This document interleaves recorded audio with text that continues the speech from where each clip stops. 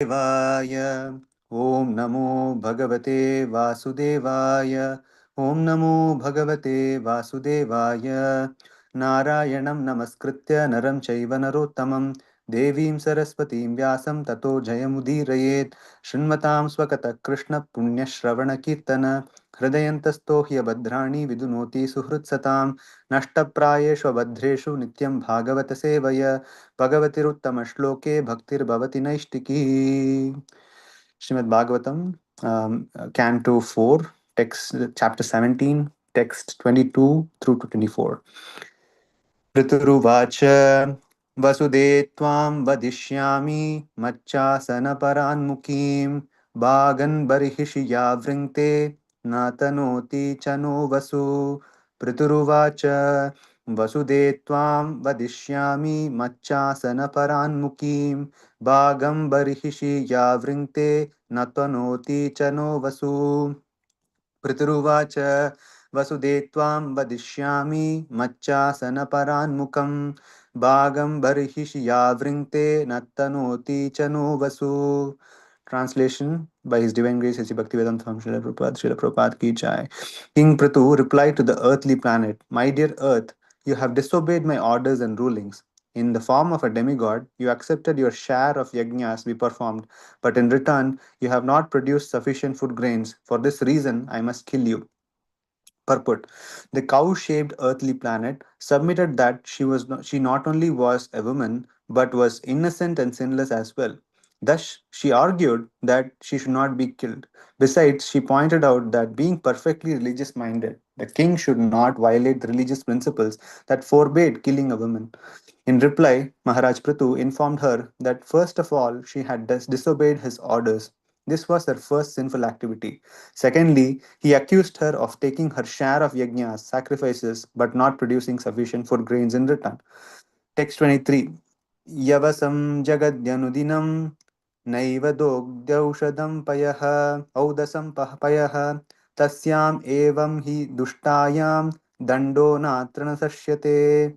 Yavasam jagadyanudinam naiva dogdyaudasham payaha तस्याम एवं हि दुष्टायां दंडो नात्र न सश्यते यवसं जगद्यनुदिनं नैव दोग्ध्यद् औदशं पयः तस्याम एवं हि दुष्टायां दंडो न सश्यते. Translation and purport by His Divine Grace A.C. Bhaktivedanta Swami Srila Prabhupada ki jai. Translation: although you are eating grass every day, you are not filling your milk bag so we can utilize your milk. Since you are willfully committing offenses, it cannot be said that you are not punishable due to your assuming the form of a cow. Purport: a cow eats green grasses in the pasture and fills her milk bag with sufficient milk so that the cowherdsman can milk her. Yajnas, sacrifices, are performed to produce sufficient clouds that will pour water over earth. The word payaha can refer to both milk and to water. As one of the demigods, the earthly planet was taking her share in the yajnas, that is, she was eating the green grass, but in return, she was not producing sufficient food grains. That is, she was not filling her milk bag. Prithu Maharaj was therefore justified in threatening to punish her for her offense. Text 24. Tvam kalau oshadi bijani prak srishtani swayambhuva na munchasyatmani atmaruddhani mam avagnyaya mandadihi. त्वं कल्वोषधि बीजानि प्राक् सृष्टानि स्वयंभुवा न मुञ्चस्यात्मनिरुद्धानि न माम् अवज्ञाय मन्ददीः त्वं कल्व ओषधि बीजानि प्राक् सृष्टानि स्वयंभुवा न मुञ्चस्यात्मरुद्धानि माम् अवज्ञाय मन्ददीः. Translation and purport by His Divine Grace A.C. Bhaktivedanta from Srila Prabhupada Ki Jai. Translation: you have so lost your intelligence that, despite my orders, you do not deliver the seeds of herbs and grains formerly created by Brahma and now hidden within yourself. Purport. While creating all the planets in the universe, Lord Brahma also created the seeds of various grains, herbs, plants, and trees. When sufficient water falls from the clouds, the seeds fructify and produce fruits, grains, vegetables, etc. By his example, Prithu Maharaj indicated that whenever there is scarcity in food production, the head of the government should take steps to see why production is being held up and what should be done to rectify the situation. नमो ओम विष्णुपदाय कृष्णपृष्ठाय भूतले श्रीमते भक्ति वेदांत स्वामिनिति नामनि नमस्ते सरस्वती देवी गौरवाणी प्रचारिणी निर्विशेष शून्यवादी पार्षद जय श्री कृष्ण चैतन्य प्रभु नित्यानंद श्री अद्वैत गदाधर शिवासदि गौर भक्त वृंद हरे Krishna Krishna Krishna Hare Hare Hare Ram Ram Hare Hare. I humbly bow down to all the assembled Vaishnavas. Thank you for giving me an opportunity to purify myself. So we are in the fourth canto, 17th chapter, where the dialogue between Mother Earth and Prithu Maharaj is explained. So this is a very interesting passage, and it has a lot of nuggets for us to take. Even in this day and age, it's a lot of relevance and a lot of important messages to take away. So we are discussing text 22 through 24. So in the text 22, the common theme here is Prithu Maharaj has come to realization that the reason why the denizens of his country, they're all suffering, is because that there is no the earth has actually taken the shape of a cow, and it has started not giving its resources.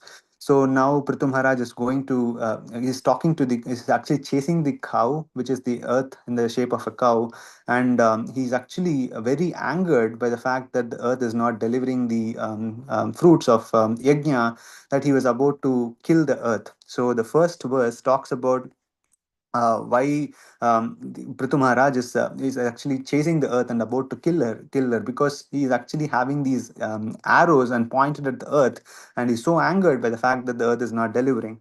So now the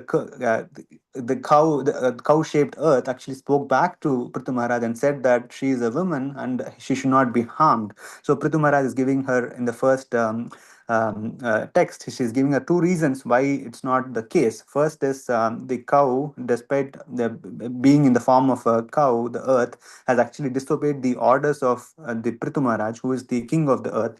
And secondly, the earth has taken the fruits of the yajna, which was the sacrifices, but it's not producing sufficient food grains in return. And in text 23, it further explains, like, just like how a cow eats the grasses and it gives milk, so it's supposed to that's supposed to be how the universal order should be working. But in this case, the earth actually took the yajna offerings, but did not give back the resources which people should be using, so that they will be able to live their lives in this earth. And in text 24, Prithu Maharaj says that you have lost your intelligence despite my orders, and you do not deliver the seeds, and now you have hidden yourself. So it's like it's a conversation between Prithu Maharaj and Mother Earth in the form of a cow. So if you think about the relation to this, right? So why did the earth not give away its resources? So it all has to do with the rule of King Vena, who is supposed to be the predecessor of Prithu Maharaj. So King Vena, he did a lot of and adharmic and non-religious activities, and as a result, the earth has actually taken away and put all its resources within itself, and it's not and the citizens of the earth are actually suffering because they don't have resources. So this is a very interesting scenario. Typically, when we have a new establishment or a new political party in power, it's there is always blame game, saying that this is how the previous establishment did, and because of this is why we are not able to do this.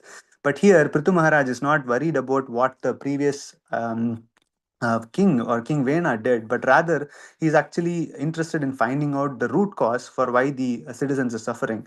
So he knew that it's because of the fact that the earth is withdrawing its resources, and it's not giving its resources to the people in general. So he was directly able to find out the root cause and be able to address the root cause, and just contrasting the current situation, like where it's always a blame game, but rather a true leader typically finds the way to solve the root cause of the problem. So Prithu Maharaj immediately found out that it's because of the earth withdrawing the resources.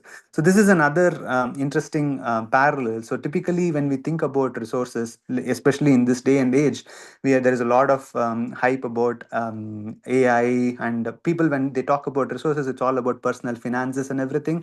But the actual resource, which is going to sustain the human life, is actually the natural resources. And when what happens is, the natural order, when there is adharma, the earth starts withdrawing these resources, and because of that, there is a lot of poverty and famine. So even though we current age day and age, people think that we might have a lot of technological advancements and everything, but if we go to the root of the issue, even though we might have crop resistant drought resistant crops and all those things because of genetic modification, but basically what we have achieved is, like, we have taken what we have, which is what mother earth gave us, and we have made some manipulations on top of it, and then we are calling those as technical advancements. But basically, no, there is no way we can create our own food, where we can create our own resources, but we are just using and manipulating those resources. So that is explained by Lord Sri Krishna in the Srimad Bhagavad Gita, where he says, Prakriti sthani karshati. Typically, what the living entity or the marginal potency of this, where we are souls by nature, but because of our association with this lower modes of material nature, we are contaminated, and the only thing we do is like manipulating this material resources, and we think that's our be all and end all. So that's basically what humankind is doing. But here, Prithu Maharaj is like, this story of Prithu Maharaj and the Mother Earth in the form of cow. What it's explaining is the true resources is actually the natural resources which are given to us, and they will be withdrawn when there is adharma. So here, Prithu Maharaj is able to understand the fact that there has been adharma, which has been predominant because of the rule of King Vena, and there was widespread sin and corruption. There was the righteousness was abandoned. King Vena forbade religious activities, including sacrifices and offerings to demigods, which disrupted the natural cycle of prosperity. So, what is the natural cycle of prosperity? This again is explained in the Srimad Bhagavad Gita, and Srimad Bhagavad Gita, chapter 3, the entire cycle is explained, where Krishna says, Annat bhavanti bhutani parjanyat anna sambhavaha, yajnat bhavati parjanyo yajna karma samudbhavaha. So, Annat bhavanti bhutani. So, all the living entities are born out of food. They subsist on the food. And these parjanyat anna sambhava, where does the food comes from? That comes from the rain. And yajnat bhavati parjanyo. And where does the rain come from? The rain comes from the performance of yajna. And where does yajna come from? Yajna karma samudbhava. Just by performing one's prescribed duties, then yajna is created. So yajna is born of prescribed duties. So this is the natural cycle of this world. But whenever there is disruption to the cycle, then there is consequences, and one of the consequences we see here is that Mother Earth, she's actually withdrawn those resources.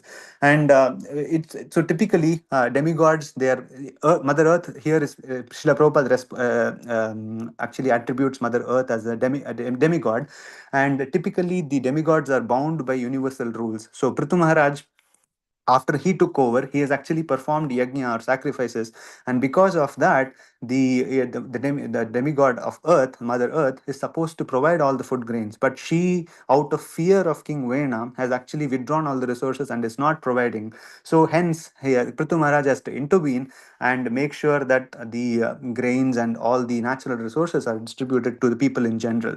So that's the entire crux of like why Prithu Maharaj has to step in and undo all the previous misdeeds which the previous King Vena had done.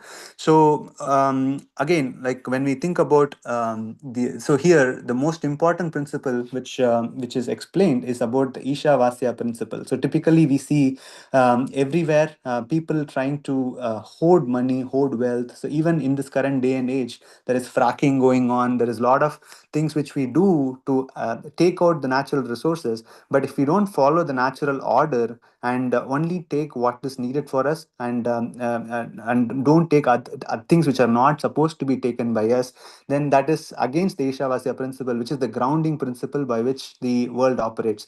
So the Ishopanishad says, Ishavasya idam sarvam yachkinti jagatyam jagat tena tyaktena bunjita magrida kashyas vidhanam. What it means is, Everything in this world belongs to the Supreme Personality of Godhead. Isha Vasyam Idam Sarvam Yat Kincha Jagatyam Jagat. Tena Tyaktena Bunjita. That just take what is supposed to be meant for you. And Magrida Kashyat Sridhanam. Don't take anything which is not supposed to be yours. So when this principle, which is the guiding principle for for this material world, is broken, then there is friction which is created, and because of that, there will be always scarcity. And even typically, I just got reminded of one example. So typically, Dubai has not seen rains in like millions and sorry, and about like hundreds and thousands of years. But typically what they did recently is like they tried to artificially seed these clouds with silver nitride and make sure that there is artificial rain. But last year, there was widely reported floods which happened in Dubai, which is completely contrary to what could happen in a desert, right? So the country has not seen any rain for like years together, but there was flooding going on. So what this says is, even there is only things which we can do, and if we try to intervene the nature, we don't understand the overall consequences of it. And it's better to just be in peace with the natural harmony rather than go and artificially manipulate it. So the fundamental principle which is guiding this is explained in the Srimad Bhagavad Gita, where we saw everything starts from yajna. And Lord Shri Krishna again says in the Bhagavad Gita that yajnartho karmano anyatra. There's nothing which can be done in this world besides yajna. Yajnartho karmano anyatra lokoyam karma bandhana. So if we do anything without yajna, or then we get entangled in this material world. Lokoyam karma bandhana. So what does yajna? We saw yajna is born out of prescribed duties. And we typically know yajna is about doing sacrifices or fire sacrifices and things like that. But here, in this day and age in Kali Yuga, the only yajna we can do is Sankirtan yajna. So the by chanting the congregational chanting of the holy names of the Supreme Personality of Godhead, and that's considered to be yajna. And once we do that, then the natural cycle is actually settled. So all the principles of Krishna consciousness might seem very simple, but they are in tune with what the natural order is. So just by performing the Sankirtan Yajna, then the natural order where the Yajna Karma Samubhava starts with that, and then there is rains, and then there is food, and because of that, the people in general can subsist on that food, and there is prosperity in general. So everything is completely interrelated, and the example of Prithu Maharaj and this mother Earth in the form of a cow is explaining to us that the natural resources are actually given to us by the Supreme Personality of Godhead, and the natural order is that when there is adharma or religion which prevails, then all those natural resources might be gradually withdrawn, because that's the natural order. And then it's only possible by an incarnation of the Supreme Personality of Godhead like Prithu Maharaj to actually come and establish Dharma.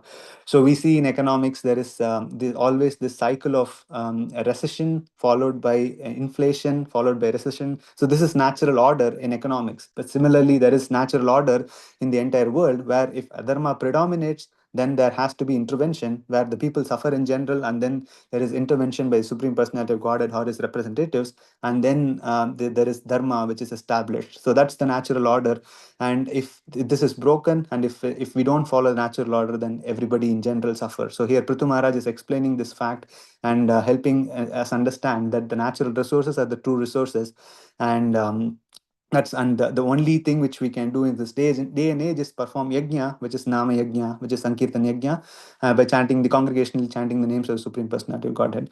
So Srimad Bhagavatam is very profound. It gives us a lot of these nuggets which we can relate to our daily activities, and it is in a very high pedestal, which gives us the a glimpse into the ground reality, which we are removed because of our daily activities. Just by understanding these beautiful allegorical stories from Bhagavatam, we'll be able to relish and then get in touch with the ground reality. So, so Srimad Bhagavatam ki jai, Prithu Maharaj ki jai.